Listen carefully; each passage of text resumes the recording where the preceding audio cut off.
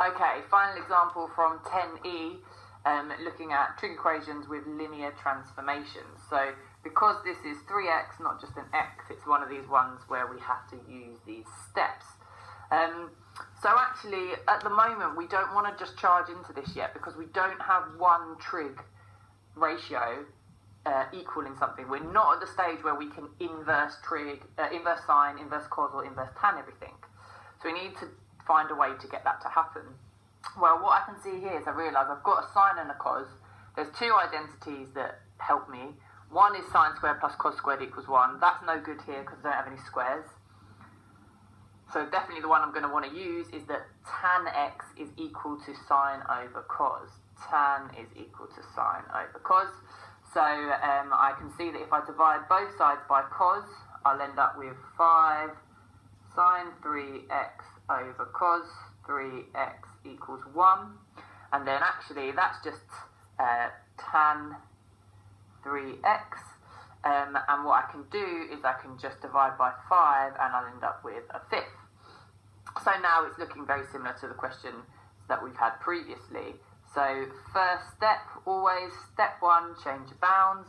This is for x, I need it for 3x. So the first thing I'm going to do is times by 3.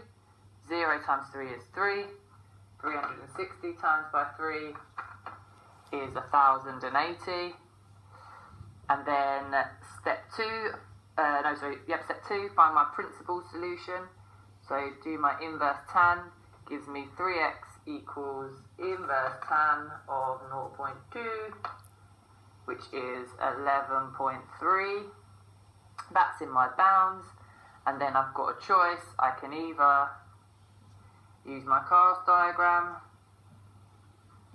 in which case there's my first solution, and then tan is down here. So my next one, this is 180. So this is going to be my 3x will be equal to 11.3, or 180 plus 11.3, 191.3. Then I've got 360, add my 3 to that, gives me 371.3, or I've got 540, add my 11.3 to that, gives me 551.3.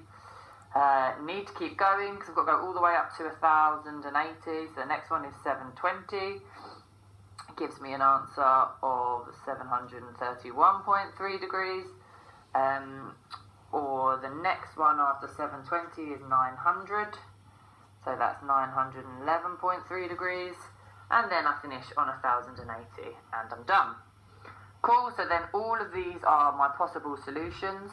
If you had wanted to do that using the tan graph, you could have, where should we put it? We'll put it here. We could have drawn ourselves a tan curve, and we would have had my first solution there, and then my next solution would have been 180 plus that amount, and you would have kept going like that. I think definitely the cast diagram on this one makes things a lot quicker.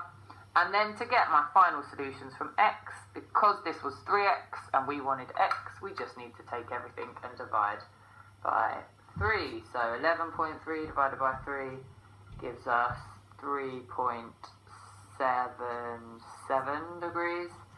191.3 divided by 3 gives us 63.77 degrees. And you would do that for all of the different solutions. Check that they're within your bounds, which they will be because the last one divided by 3 will still be less than 360. And you have finished. Hope that helps.